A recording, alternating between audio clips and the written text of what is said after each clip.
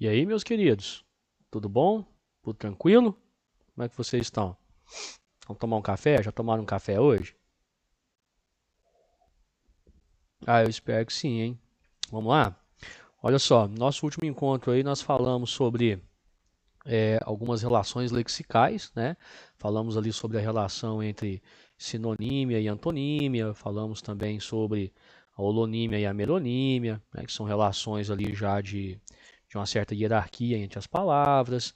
Enfim, falamos sobre os homônimos e os parônimos, que são relações lexicais que vão sustentar as figuras de linguagem. Tá? As figuras de linguagem que nascem da nossa necessidade de expressão, extrapolam ali muitas vezes a linguagem denotativa, e essas relações lexicais, de certa maneira, sustentam o uso dessas figuras para que nós possamos nos expressar com mais clareza, enfatizar ideias e assim por diante. Beleza?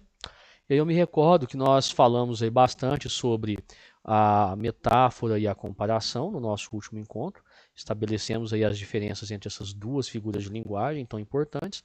E hoje nós vamos começar aí a partir da metonímia. Beleza? Vamos comigo? O que vem a ser a metonímia? Aqui a gente tem uma figura de linguagem, temos, né, uma figura de linguagem em que ocorre também uma comparação, mas é uma comparação assim, bem objetiva, tá certo? Vai ocorrer a troca de uma palavra pela outra, estabelecendo entre essas duas palavras uma relação de contiguidade, uma relação lógica, tá? Então, o que vem a ser a metonímia? A metonímia, ela é o uso de uma palavra fora do seu contexto normal. Por que isso acontece? Porque a palavra que eu estou utilizando, ela vai apresentar uma significação que tem essa relação objetiva, que tem essa relação de contiguidade com o outro termo substituído, tá certo? Então veja bem, vou pegar aqui a nossa canetinha aqui, nosso marcador. Olha só, eu falo para você, ele gosta de ler Agatha Christie. Ele não lê Agatha Christie, ele lê o livro, certo? Mas eu tenho aqui uma relação lógica entre autor e obra. Então, a troca do autor pela obra constitui aí um processo metonímico. Ele comeu uma caixa de chocolate, certo? Ele não comeu a caixa, ele comeu o conteúdo. Veja bem, ele come o conteúdo. Então, a troca do conteúdo pelo continente, tá? Nesses casos, metonímia. Tá? A velhice deve ser respeitada. Não vou respeitar a velhice, eu vou respeitar a pessoa idosa. Então, aqui, eu coloquei a palavra velhice no lugar de pessoas idosas. Não é isso? Então, eu fiz a troca de um substantivo concreto por um substantivo, na verdade, por um adjetivo, né, que aqui ficou substantivado. Então, essa substituição é uma metonímia. Tá? Agora, aqui nesses dois últimos exemplos, eu quero chamar a sua atenção para eles. Pão para quem tem fome e não tinha teto em que se abrigasse. Por que eu quero chamar a sua atenção aqui, pessoal? Porque veja bem, quem tem fome não quer comer somente pão, né? Você quer alimento de forma geral, de forma generalizada. Você não quer somente pão. Então aqui eu peguei a parte pelo todo. A mesma coisa acontece aqui. Não tinha teto em que se abrigasse. Quem não tem abrigo não quer somente o teto. A pessoa quer a moradia, a casa, o lar. Então aqui teto e pão são expressões que indicam para mim a parte de uma totalidade. Quando isso acontece, eu tenho a metonímia, claro. Porém, quando ocorre de termos aí a parte pelo todo, meus queridos, alguns autores podem afirmar que nós temos aqui uma sinédoque, tá? Vamos colocar aqui para vocês.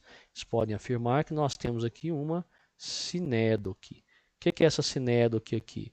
Ela nada mais é do que um tipo especial de metonímia, tá bom? Então, pode ser que isso daí apareça para nós. Alguns autores gramaticais, eles não fazem nenhum tipo de distinção entre sinédoque e metonímia, porém, pode ser que apareça. Então, a sinédoque, ela só acontece quando eu faço a troca do todo pela parte ou parte pelo todo, beleza? Aí pode acontecer sinédoque. O que sustenta essas relações de sinédoque aqui? Aí você entra lá nas relações lexicais que nós vimos na aula passada, que é a situação entre holonímia e meronímia, tá certo? Beleza, pessoal? Tranquilo? Então tá. Algumas situações, às vezes acontece assim, de você falar, eu vou ao supermercado comprar Colgate, né? Você está indo comprar creme dental. Então essa troca da marca pelo produto também constitui metonímia, tá? Então é muito comum que nós utilizemos isso no cotidiano aí, certo? Vamos falar aí um pouquinho de antítese. Na antítese eu tenho uma oposição de palavras ou ainda uma oposição de pensamentos, certo? Então, na verdade, o que você vai ter aqui são um emprego de termos com sentidos opostos, tá certo? E essa oposição de pensamentos, essa oposição de palavras, ela é muito nítida. Olha só, ele se preocupa tanto com o passado que esquece o presente, né? Observem bem. Eu tenho aqui notoriamente uma oposição entre a palavra passado, aqui, e presente, tá? Essa oposição, dentro da mesma oração, constitui uma antítese. O que está sustentando essa antítese aqui são as relações lexicais, uma delas é chamada de antonímia, certo? São palavras antônimas, né? Olha só, a guerra não leva a nada, devemos buscar a paz. Então, mais uma vez, essa relação entre guerra e paz, que a princípio é uma relação antonímica, quando consideramos essas palavras isoladas, dentro do contexto torna-se o quê? Dentro do contexto, ela passa a se tornar aí uma antítese. Beleza, pessoal? Tranquilo? Olha, cabelos longos, ideias curtas. Mais uma vez, né, entre a palavra longo e curto aqui nós temos uma relação antitética. Tá? Exposição clara para uma ideia tão complicada. Então, em todos esses casos aqui, nós estamos trabalhando com antíteses. Ou seja, a antítese é a colocação de palavras com sentidos opostos dentro do mesmo contexto, dentro da mesma frase, e essa oposição, esse contraste, ele vai ficar nítido, notório, tá? Não tem como você confundir ali. O que, de certa maneira, é diferente do paradoxo, tá? O paradoxo é uma outra figura de linguagem que também tem como base as relações antonímicas, mas neste caso, esses conceitos que são contraditórios, eles passam a ser associados, tá? E aí ele gera para nós uma ideia que de certa maneira é aceitável, beleza? Olha só isso daqui. Já estou cheio de me sentir vazio. Uma frase aí do Renato Russo. Como que você está ao mesmo tempo cheio e vazio? Né? Então eu tenho aqui um paradoxo. Observe que eu começo a associar esses dois conceitos aqui. Passo os dias sonhando acordado com o fim da quarentena. Como é que você sonha acordado? Eu tenho palavras que, né, eu tenho palavras cujos conceitos se excluem mutuamente. E mesmo assim eu as associo e elas passam por um processo de ressignificação. Tá? Olha só o que o Caetano Veloso fala. Se você quiser me prender, vai ter que saber me soltar. Então, como é que eu vou prender alguém se eu vou soltá-la? A ideia aqui de que somente por meio da liberdade é que eu vou conseguir ficar com a pessoa, ficar contigo e assim por diante. Então eu tenho aqui relações paradoxais, certo? Então o que vem a ser o paradoxo? Qual que é a diferença do paradoxo para a antítese? Tá? Uma vez que as duas figuras de linguagem apresentam contradições no seu processo constitutivo. O paradoxo ele contraria os princípios básicos que normalmente norteiam o pensamento, tá? Que normalmente norteiam aí a nossa concepção, certo? Então ela vai desafiar, ele vai desafiar a opinião concebida como correta, vai desafiar para nós uma crença que é compartilhada pela maioria. Tá? Então aparentemente ele vai causar aí uma certa falta de nexo lógico dentro do meu contexto, tá? Beleza? Então, tem uma piada, né? O pessoal brinca muito com isso, fala, se você tentou falhar e conseguiu, você descobriu o que é paradoxo, né? Porque você tenta falhar e consegue, então você na verdade não falhou, né? Você obteve êxito. Então observe como que você tem uma aparente falta de nexo lógico dentro desses conceitos, tá? Então eu teria aqui palavras cujos conceitos se excluem mutuamente, elas são associadas e passam por um processo de ressignificação. Quer ver? Vamos deixar isso mais claro? Eu digo assim para vocês, por exemplo, eu sou novo, você é velho. Aqui eu tenho uma antítese, porque a oposição entre a palavra novo e velho, ela é muito clara, certo? Agora, quando eu digo eu sou um novo velho, Aí eu tenho agora a associação entre os conceitos da palavra novo e da palavra velho. Essa associação passa por um processo de ressignificação da palavra. Porque o que é o novo velho? É a pessoa que acabou de chegar lá na terceira idade. Então ela causa uma aparente falta de nexo lógico e vai trabalhar justamente com essa associação de conceitos que se excluem mutuamente. Beleza? Então isso daí é o paradoxo, isso aí é o oxímoron, certo? Vamos falar aí um pouquinho de ironia. Ironia, hein?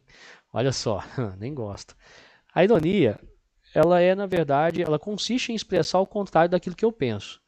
Porém, eu vou deixar evidente, tá? Eu vou deixar evidente o meu real pensamento. Tá? Então, quando eu falo aqueles amorosos bandidos mataram a família inteira. Ora, como é que esses bandidos podem ser considerados amorosos se eles mataram a família inteira? Então fica nítido aqui que eu tenho uma ironia. A pessoa não está falando que esses bandidos realmente são amorosos. A pessoa não acredita nisso. Isso seria de um sadismo tremendo, não é? Olha só, os confiáveis deputados precisam receber o mensalão, pois seus salários são baixos. Nós sabemos que na realidade a realidade salarial desses políticos não é essa, né? Os salários não são baixos. Então eles não precisam receber nenhum tipo de auxílio extra aí não. Então aqui existe um processo irônico muito forte, muito grande, tá? Essa ironia, ela faz uma piada, ela tem o viés de fazer uma crítica, né? A sátira com o objetivo muitas vezes de criticar, de denunciar, de fazer algum tipo de censura. E aí a gente tem que tomar um cuidado porque a ironia é uma figura de linguagem muito presente em provas, principalmente aí em gêneros textuais como os quadrinhos, as charges e assim por diante, tá?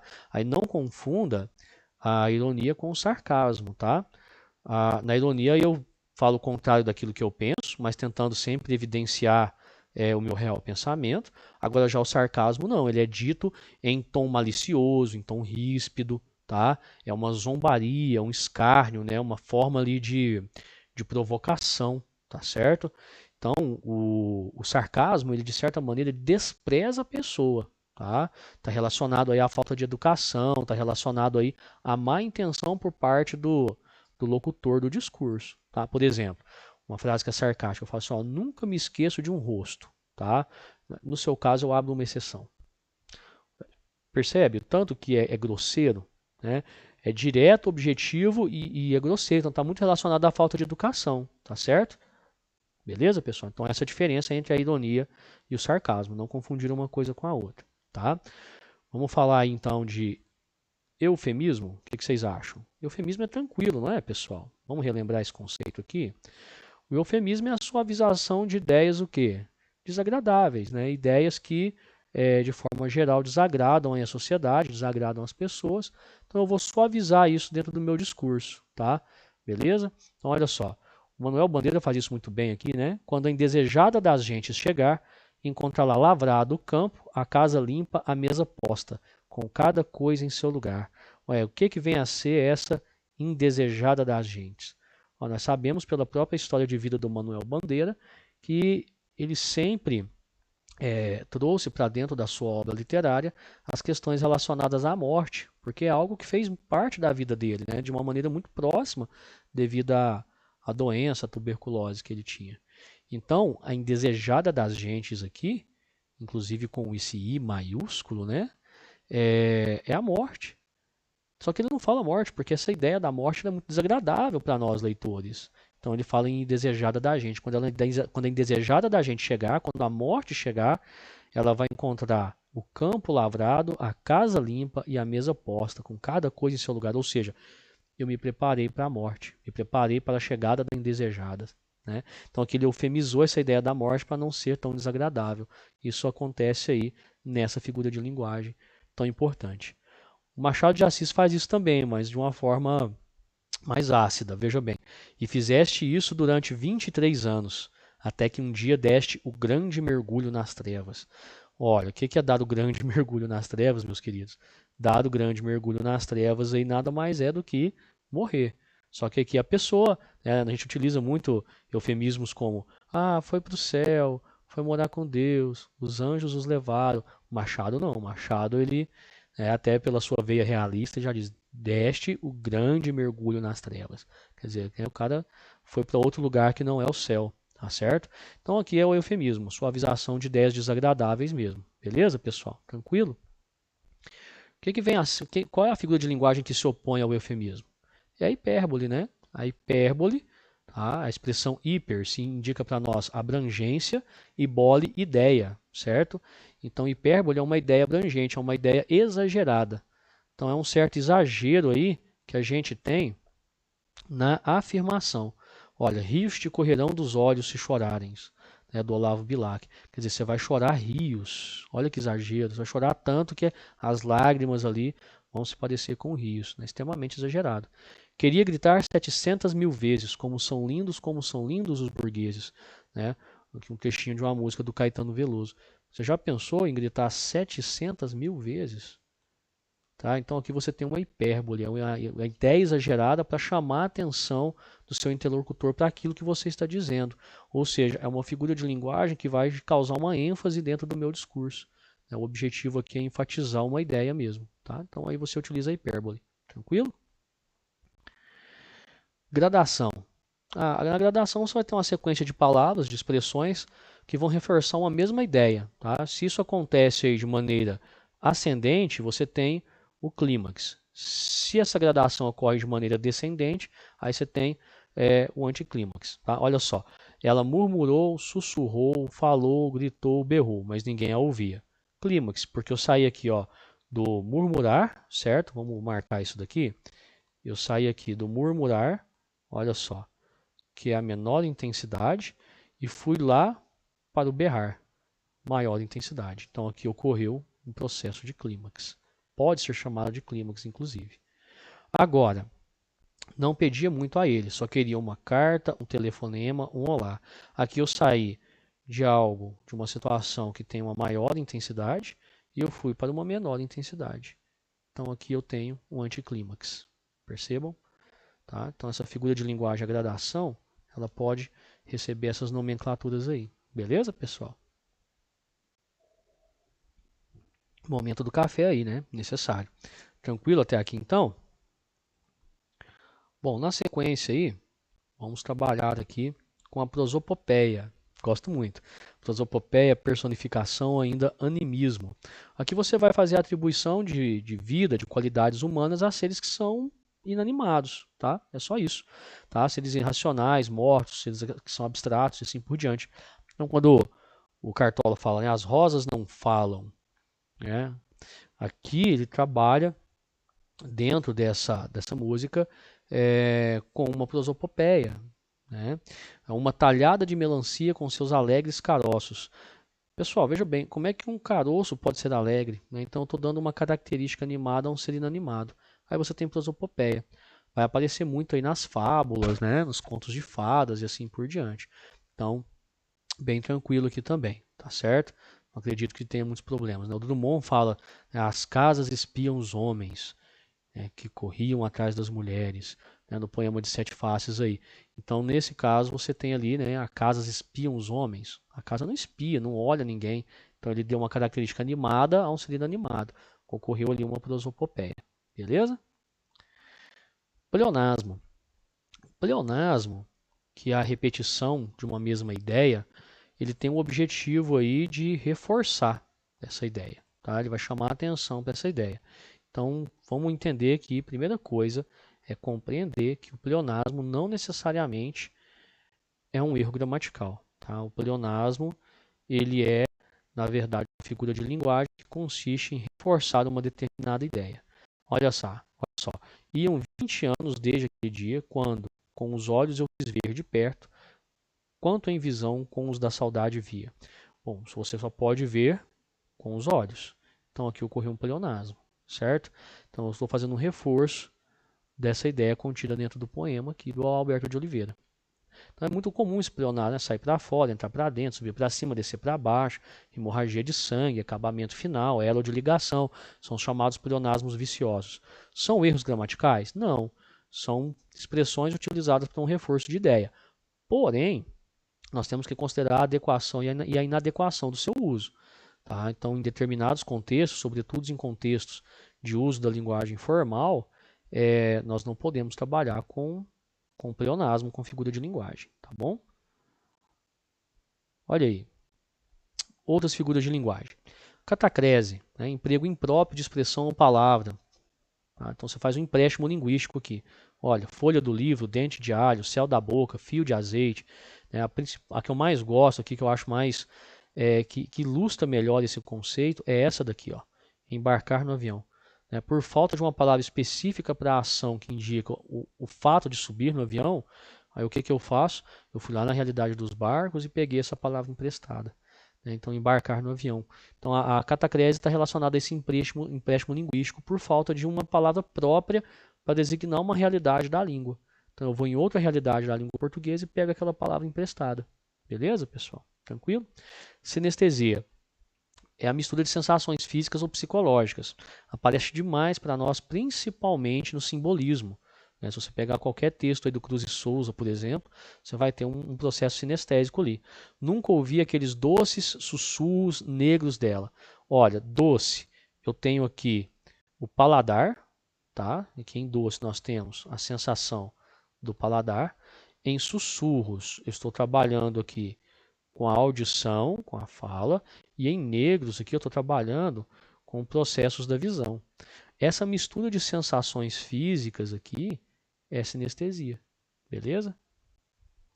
A aliteração consiste na repetição de sons de consoantes, sons consonantais, tá? Para a produção de um efeito de sentido qualquer, é uma exploração de camada sonora da língua. Olha, o rato roeu a roupa do rei de Roma, né? Chove chuva, chove sem parar. Então, nos dois casos aqui, ó, nas duas situações, a repetição do fonema R e do fonema X, nesse caso aqui representado pelas letras CH, pelo dígrafo CH, consiste para nós como sendo uma aliteração. Cuidado, porque também nos dois exemplos eu tenho onomatopeia, tá? Em o rato roeu a roupa do rei de Roma, existe aqui a tentativa de simular o som do rato roendo, essa repetição do fonema R aqui. Da mesma forma como no meu segundo exemplo, chove chuva, chove sem parar, eu tenho aqui também a tentativa de simular o som da chuva caindo aí, beleza? Então, quando eu tento simular sons da natureza, temos um processo onomatopaico, temos uma onomatopeia. Então, porém, dentro da camada de exploração sonora, temos aqui uma aliteração, certo? Beleza? Vamos para a sequência aí. Na sequência, temos a assonância. Se a aliteração é a repetição de sons consonantais, a assonância é a repetição de sons vocálicos. Tá? Então ela vai gerar uma rima interna também. Veja bem, juro que não acreditei, eu te estranhei, eu me desbrucei sobre o teu corpo e duvidei, e me arrastei, e te arranhei, e me agarrei nos teus cabelos. Na música Atrás da Porta do Chico Buarque. Observem aqui que, nesse caso em específico, eu tenho a repetição aí desses fonemas ao fim das palavras, gerando para nós aqui, né, um processo de rima. A rima está vinculada ao ritmo. Faz todo sentido que isso aqui tenha ocorrido, porque trata-se de uma música, tá? Então rima e ritmo tem tudo a ver com esse tipo de gênero textual, certo? E aí nós temos, no caso em questão, uma assonância. Fechou? Então, repetição de vogal ao longo do verso ou do poema aí. Tá? Paranomásia. A paranomásia, ela é uma figura de linguagem que tem como base a paronímia. Mais uma vez, lembrem das relações lexicais. Então, a paronímia sustenta a paranomásia. Tá? Então, a repetição de sons semelhantes em palavras de significados diferentes. Conceito muito aproximado aí das paronímias, certo? Beleza? Então, olha só. Berro pelo aterro, pelo desterro, berro por seu berro, pelo seu erro, quero que você ganhe, quero que você me apanhe. Então a repetição aqui, ó, desses fonemas, dessas palavras com sons muito semelhantes aqui, gera para nós essa figura de linguagem que é a paronomásia, com base na paronímia. A onomatopeia, falamos sobre ela já agora há pouco, né, criação de palavras que vão imitar aí sons e ruídos. Tá? Não consigo entender o zum zum zum da sala. Eu pulei na piscina e fez tibum, o tic-tac do relógio. Lembrando que a onomatopeia também é um processo de formação de palavras, então ela também é explorada lá na morfologia, beleza? Na sequência aí, vamos trabalhar com a apóstrofe. A apóstrofe nada mais é do que um vocativo literário. Lembra do conceito de vocativo? que é aquela função sintática que indica para mim um chamamento, refere-se à segunda pessoa do discurso, a pessoa com quem eu falo, tá? Só que isso aqui dentro da literatura. Quando isso acontece dentro da literatura, eu tenho uma apóstrofe, tá? Porque foges assim, barco ligeiro. Então aqui barco ligeiro é um vocativo, como está dentro de uma obra literária, aqui nós temos uma apóstrofe, tá? Então por isso que eu coloquei essa definição. Apóstrofe é vocativo literário, tá? Elipse e zeugma. A gente tem temos duas figuras de sintaxe aqui. As duas consistem em omitir termos dentro da oração. Na elipse, esse termo é omitido e facilmente identificável. Tá? É só lembrar do sujeito elíptico, que é o sujeito oculto, não é isso? Quando eu falo para você, voltamos tarde. Quem voltamos? Nós. Houve elipse do sujeito, porque eu consigo identificar ali a pessoa muito facilmente. Tá? Olha lá, saí de casa estressado, uma dor de cabeça terrível. Houve elipse aqui do sujeito eu e da forma verbal sentia. Agora, olha no zeugma. Suspensão de um termo já mencionado. Então, eu menciono o termo, tá? Eu menciono esse termo e depois eu vou fazer a supressão dele dentro da construção do meu texto. Então, olha só. Eu estava com frio. Ela, vírgula, com fome. Aqui houve zeugma da forma verbal estava. Beleza? Então, na elipse, eu tenho a supressão de um termo que não foi mencionado, mas é facilmente identificável. No zeugma, eu tenho a supressão de um termo que já foi mencionado e depois ele passa a ser omitido dentro da construção discursiva. Beleza? A anáfora, repetição intencional de uma palavra. Por que intencional? Porque eu quero reforçar essa palavra, reforçar a ideia que essa palavra passa para mim. Aí lembre-se que a anáfora ela pode ocorrer não só em textos que estão em forma de verso, como também em prosa, tá? Então, olha só, eu sou a vela que acende, eu sou a luz que se apaga, eu sou a beira do abismo, eu sou o tudo e o nada. Então, esse eu sou, está trabalhando justamente com o processo anafórico. Então, nesse caso aqui, a anáfora, enquanto figura de linguagem, consiste na repetição de termos no começo do verso ou de uma frase, com o objetivo de enfatizar aquela expressão. Ok? Polissíndeto aí. Polissíndeto trata-se da repetição de um conectivo, tá? Normalmente a conjunção e, mas pode ocorrer com outras também. Pode chorar, e gritar, e berrar, e morrer, não estou nem aí. Então, quando eu faço a repetição da conjunção e no começo dessas orações aqui coordenadas, ocorre o polissíndeto, tá? Poderia ser uma outra conjunção, por exemplo, o rapaz não estuda, vírgula, nem trabalha, vírgula, nem lê, vírgula, nem passeia, vírgula. Teríamos um polissíndeto também. O objetivo aqui é justamente chamar a atenção para essas ações que estão sendo expressas pelos verbos, tá? Então, o polissíndeto também é uma figura de linguagem que apresenta para nós um recurso aí expressivo e está relacionado ao valor enfático do discurso. O anacoluto é uma figura de linguagem que consiste no rompimento da sequência lógica da frase. Tá? Então você inicia o discurso, rompe o raciocínio, faz uma referência ao termo que iniciou a frase novamente. Olha só, esses juízos de hoje, vírgula, não se pode confiar neles. Então esse rompimento da sequência lógica da frase aqui, esses juízes de hoje, aqui eu tenho o anacoluto. Também é um recurso expressivo, serve, tem a finalidade de chamar a atenção para esse termo em específico aqui, que ficou, de certa forma, separado do restante da oração por vírgula. Beleza? Na silepse, nós temos o que é chamado de concordância ideológica. Tá? Aqui, eu extrapolo um pouco as funções sintáticas, certo? E aqui, pessoal, acabei passando aqui a marcação em cima do i, mas é ideológico, tá? Você vai ter aqui uma concordância não necessariamente com o sujeito, né, com o substantivo em si, mas sim com a ideia que ele representa. Olha só, a multidão aplaudia, gritavam o nome do ídolo. Veja bem, fosse aqui por uma concordância gramatical, né, sintática, seria a multidão aplaudia, gritava o nome do ídolo. Porque aí o meu verbo gritar estaria concordando aqui com esse sujeito multidão, certo? Porém, a palavra multidão traz para nós a ideia de coletividade, de várias pessoas. Então, o verbo aqui, ó, gritar, ficou na terceira pessoa do plural, concordando com essa ideia de coletividade. Aqui ocorreu uma silepse, uma concordância ideológica. Olha, os brasileiros somos trabalhadores. Aqui, por sintaxe, seria os brasileiros são trabalhadores. Mas, nesse caso, o meu narrador, ele está se incluindo dentro desse processo discursivo. Então, ele também é brasileiro e também se considera trabalhador. Por isso, o uso aqui do verbo na primeira pessoa do plural. Nós somos trabalhadores. Então, aqui você tem concordância com ideia, concordância, né, com aquilo que a palavra representa e não necessariamente com a palavra em si. Beleza? Meus queridos, então é isso. Eu espero que tenha sido produtivo aí para vocês. Para mim, tenho certeza que foi.